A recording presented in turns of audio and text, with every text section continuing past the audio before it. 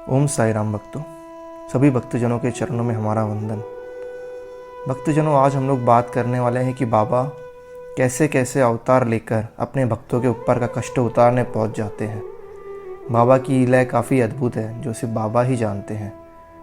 तो भक्तों, आज हम लोग बात करते हैं, ये तब की बात है जब नाना साहब चांदोड़कर, जो उस समय के तहसीलदार थे, वो अपने परिवार के साथ बाबा के दर्शन के लिए आए। भक्तों, नाना साहब चांदोड़कर की बेटी थी जिसका नाम था मैना। उसको कोई संतति नहीं हो रही थी, तो वो बाबा का आशीर्वाद लेने आए।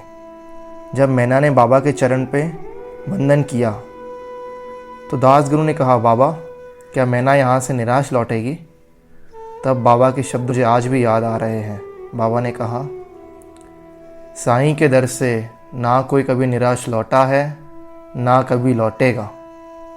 और साईं बाबा ने उनको विभूति दी और कहा, अगले वर्ष अपने बच्चे के साथ आना। तहसीलदार और उनके परिवार ने बाबा के सामने शीश झुकाए और वो चले गए।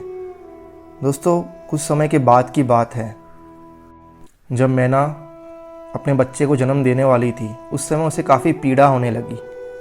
वो बाबा को याद कर रही थी, अत पीड़ा में भी वो बाबा को याद कर रही थी।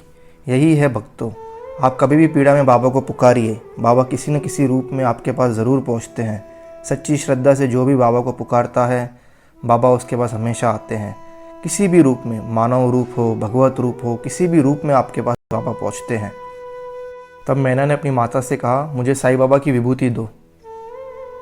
तो उसकी माता जी को याद आया कि कुछ समय पहले ही तहसीलदार साहब ने साईं बाबा की विभूति एक दूसरे सज्जन को दी थी जो काफ़ी पीड़ा में थे, और साईं बाबा की विभूति खाकर ही उनकी पीड़ा दूर हो गई थी।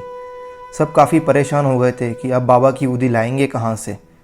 और यहाँ पर बाबा की लीला देखिए कि बाबागीर महाराज अपने गांव लौट रहे थे, तो बाबा ने उनसे कहा, बाबागीर ये विभूति लो और आज रात में ही तहसीलदार के यहाँ पर पहुँचा देना।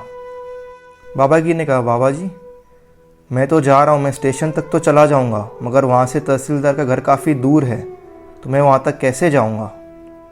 तब बाबा ने कहा, फिक्र मत करो, सब बंदोबस्त हो जाएगा, तुम सिर्फ जाओ। तो बाबागीर निकल गए।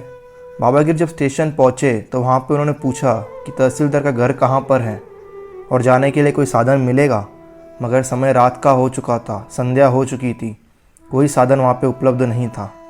तो वो काफ़ी परेशान हो गए। उन्होंने बाबा को याद किया। उन्होंने कहा, बाबा ने कहा था कि सारी व्यवस्था हो जाएगी, तो व्यवस्था बाबा ही करेंगे। और क्या आश्चर्य, कुछ ही समय में वहाँ पर एक टांगे वाला आ गया। उसने कहा, बाबागीर महाराज मुझे तहसीलदार साहब ने आपको लेने के लिए भेजा है। बाबागीर महाराज उस टांगे में सवार हो गए और पहुँच गए सीधा तहसीलदार जी के यहाँ पर।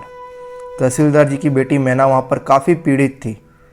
जैसे ही बाबागीर महाराज वहाँ पर पहुँचे, उन्होंने तहसीलदार साहब को विभूति दी। तहसीलदार ने उनका बहुत धन्यवाद किया। बाबागीर जी ने कहा, धन्यवाद मेरा मत कीजिए, धन्यवाद आपके टांगे वाले का कीजिए, जो अगर सही समय पर मुझे लेने नहीं आता तो मैं काफ़ी देर से यहाँ पर पहुँचता। तहसीलदार ने कहा, मैंने तो कोई टांगे वाला नहीं भेजा। बाबागीर हैरान हो गए। उन्होंने तहसीलदार से कहा कि आपने टांगे वाला नहीं भेजा, तो टांगे वाला किसने भेजा? जैसे ही उन्होंने बाहर आकर देखा तो टांगे वाला अदृश्य हो चुका था।